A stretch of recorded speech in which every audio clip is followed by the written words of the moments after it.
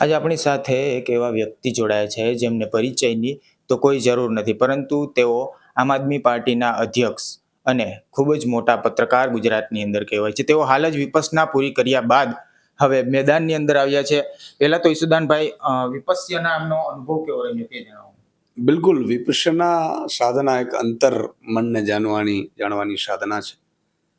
અને મેં જાણ્યું કે જે રીતે જિંદગી આખી સ્ટ્રેસમાં જાય છે, બહારની દુનિયામાં જિંદગી ભટકતી હોય છે.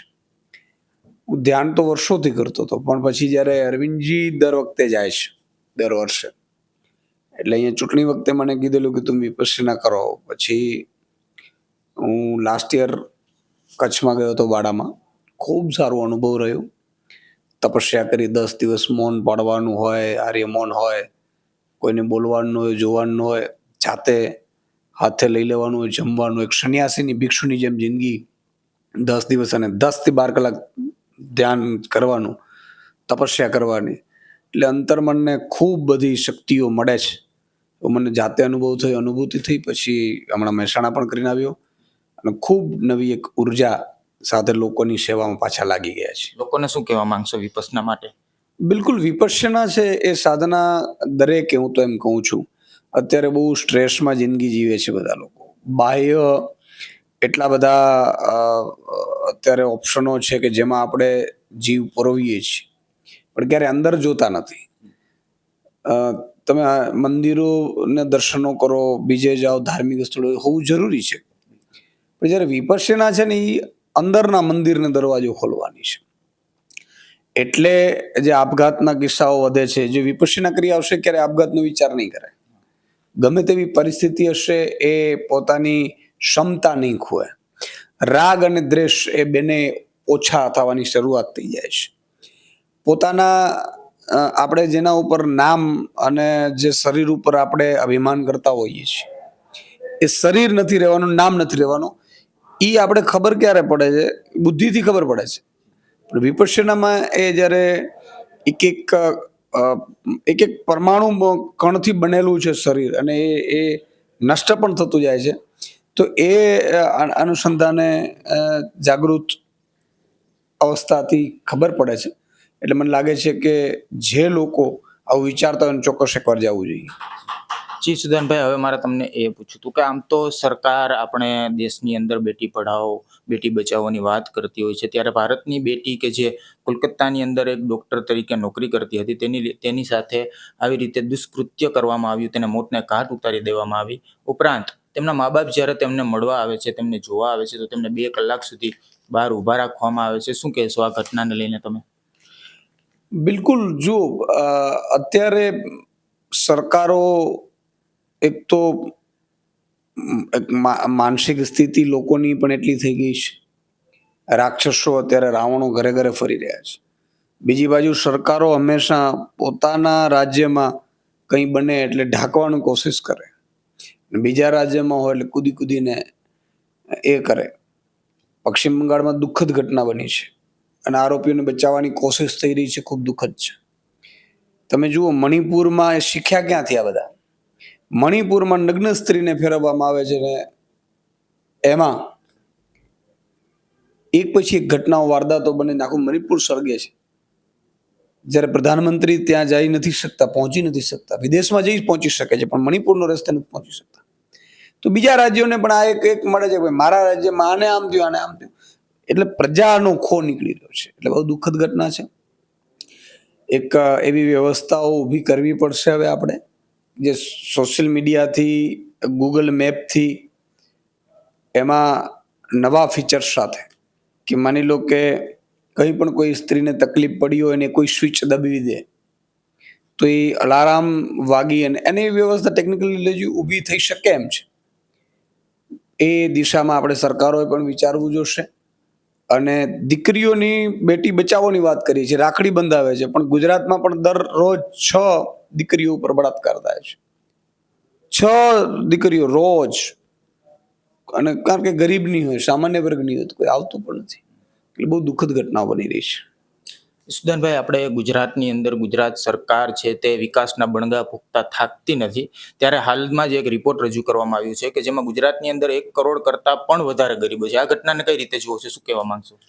એ એક જ્યારે પાયો નાખો ને તમે, દીકરો માન લો કે આપણો જન્મ લીધું હોય અને પછી નર્સરી કે બેસાડવું કે એને પહેલા ધોરણમાં ન બેસાડીએ એટલે દીકરાના શિક્ષણનો આપણે પાયો નાખી દીધો, નબળો નાખ્યો. એ દીકરાને તરત નહીં ખબર પડે. એ 5 વર્ષની ઉંમરે આપણે જેવી તેવી સ્કૂલમાં મૂકી દીધો અથવા તો એના ઉપર ધ્યાન ન આપ્યું, 10માં ફેલ થયો, ત્યારે ખબર પડશે 10 વર્ષ પછી. ગુજરાતમાં જ્યારે પ્રજાએ એક એવી પાર્ટીને ચૂંટી લીધી કે જેમના નેતાઓને ઘર ચલાવતા નથી આવડતું, જેમના નેતાઓને આ પ્રજાની સુખાકારી શું થાય એ ચલાવતા નથી આવડતું, એવા લોકોને શાસન આપ્યું છે 30 વર્ષમાં. એટલે બધા છોતરા નીકળી ગયા છે. હવે ખોખલું રહ્યું છે. 1 કરોડ ગરીબો છે, વિચાર કરો તમે. અને એ ગરીબો ના ટેક્સના પૈસે આપણા મુખ્યમંત્રીઓ ચાર્ટર પ્લેનોથી રખડે છે. એટલે આ ખૂબ જ દુર્દશા છે.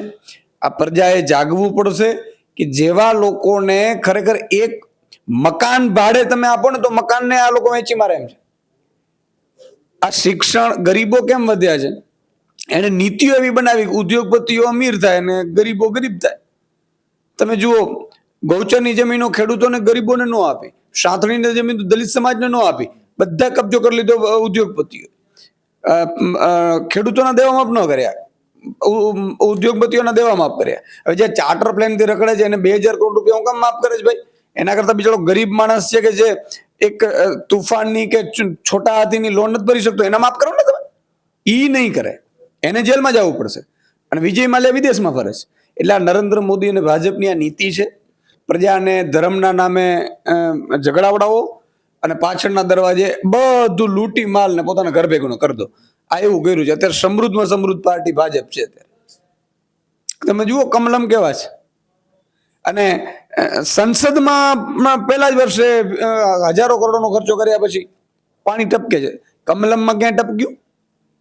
અને કમલમ બને છે, સારી સ્કૂલો કેમ નથી બનતી? એવી હોસ્પિટલો કેમ નથી બનતી ગુજરાતમાં? છતાંય પ્રજા છે હાથે કરીને આપણે એને મોટા કરીએ છીએ રાક્ષસોને, તો ફરીથી તમારા દીકરાઓને પણ ખતમ કરી નાખશે. આખી પેઢી ખતમ કરી નાખી. અત્યારે કાં તો લોકો છે એ આપઘાત કરીને મરે છે, કાં લોકોને બેરોજગારીથી અત્યારે ભટકે છે. અને પછી બેરોજગારી ન મળે એટલે પાછા 2 રૂપિયા ટ્વીટમાં રાખી લે, એટલે એના જ પાછા પાર્ટીના વખાણ કરે.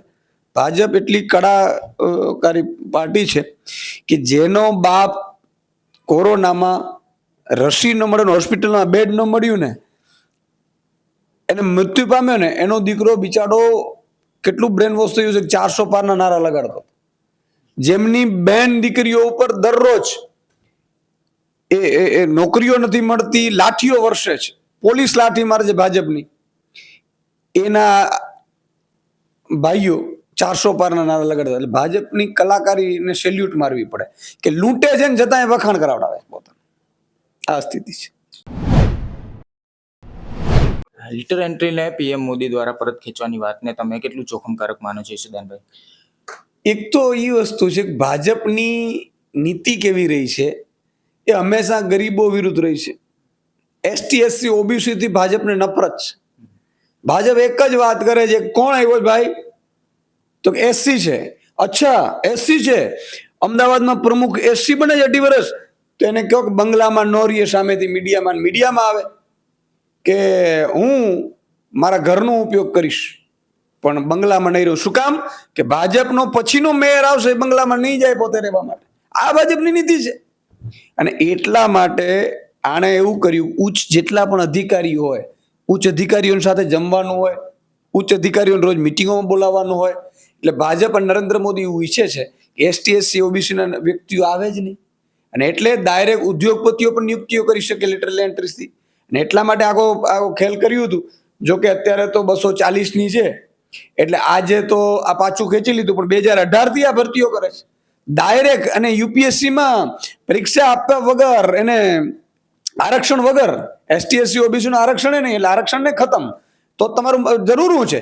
આજે હું એમ કહું છું કે બાબા સાહેબ આંબેડકરે જે બંધારણ આપ્યું એના કારણે તો નરેન્દ્રભાઈ ચા વેચતા વેચતા પ્રધાનમંત્રી બન્યા. બાકી હું એની છે, એને શું કર્યું છે આ દેશ માટે? તો જે બંધારણે તમને પ્રધાનમંત્રી સુધી પહોંચાડ્યા છે, એ બંધારણને તમે કહી જવાનો છો. તમારા ઉદ્યોગપતિ મિત્રો કહે કે ભાઈ આ અધિકારીઓ અહીંયા અમારા ગોઠવી દો, એટલા માટે આ એક બહુ મોટું ષડયંત્ર છે. અને આની વિરુદ્ધ ગુજરાતની ભારતની જનતાએ ભાજપ વિરુદ્ધ એક એની જે માનસિકતા છે એની વિરુદ્ધ આંદોલન કરવા પડશે. પરંતુ પ્રશ્નોત્તરી વગરની વિધાનસભા ચાલુ થવાની છે, શું કહેશો આ મુદ્દે તમે? ભાજપને ખબર છે કે અમે ગમે તે કરીશું, પ્રજાને લાઠીઓ મારીશું, પ્રજાને લૂંટી લેશું, એની જમીનો પણ ઝૂંટવી લેશું, એના ઉદ્યોગો ખતમ કરી નાખીશું, તોય આમને જ મત આપવાના છે. હવે નવી સિસ્ટમ કાઢી, પ્રશ્નોત્તરી જ વિધાનસભામાં ન હોય તો ખબર કેમ પડશે? માહિતી કેમ બહાર આવશે? કેટલા ગુજરાતમાં ગૌચરની જમીનો ખાઈ ગયા ભાજપ વાળા, કેટલા ગરીબો છે, કેમ આ સ્થિતિ એ બધા પ્રશ્નો ધારાસભ્યને પૂછવાના હકો ને, એટલે જ ધારાસભ્ય ત્યાં જાય છે. હવે ધારાસભ્ય શું ઘંટી વગાડવાનું ત્યાં? એટલે આ તો ગજબ કહેવાય. ગુજરાતમાં ભાજપની સરકારે લોકતંત્રનો હત્યા કરી નાખી કહેવાય. સુદાનભાઈ, આ SC ST મુદ્દે સુપ્રીમ કોર્ટનો જે નિર્ણય છે, જેને લઈને ભારત બંધનું એલાન કરવામાં આવ્યું છે, આ મુદ્દેને કઈ રીતે જોવો છો તમે? બિલકુલ, જો આમ બહુ લાંબી પ્રક્રિયા છે. 2005થી ચાલતી આવતી હતી આખી સ્થિતિ, અને સુપ્રીમ કોર્ટે નિર્ણય કર્યો, પણ એમાં બેલાબેન ત્રિવેદી છે જજ ગુજરાતના, એમણે આમની વિરુદ્ધ આ બેન્ચમાં કહ્યું કે ભાઈ આ ન હોવું જોઈએ. એટલા માટે કે, અને અત્યારે ભારત બંધનું એટલા માટે ST SC ના લોકો આંદોલન કરી રહ્યા છે કે સૌથી મોટી સજા શું? આજે આભડછટ, આજે પણ મંદિરમાં SC ના વ્યક્તિઓ જઈ નથી શકતા, તો એ કેટલું સમાજમાં સહન કરે છે ભાઈ. અને એને જો તમે અધિકારી નહીં બનાવો, કલેક્ટર નહીં બનાવો, એ જગ્યા ઉપર નહીં પહોંચી શકે, તો એની પેઢીએ પણ ભોગવવું પડશે, એટલે ભારત બંધ છે ને એમાં અમારા આગેવાનો પણ સમર્થનમાં જોડાવાના છે. જી સુદાનભાઈ, તમારો ખૂબ ખૂબ આભાર અમારી ચેનલ સાથે જોડાવા માટે. આવા જ રાજકીય સમાચાર જોવા માટે અમારી ચેનલને સબસ્ક્રાઇબ કરવાનું ભૂલશો નહીં. કેમેરામેન મયુર સાથે કલ્પેશ ચાવડા, તેજ નેત્ર ન્યૂઝ, અમદાવાદ.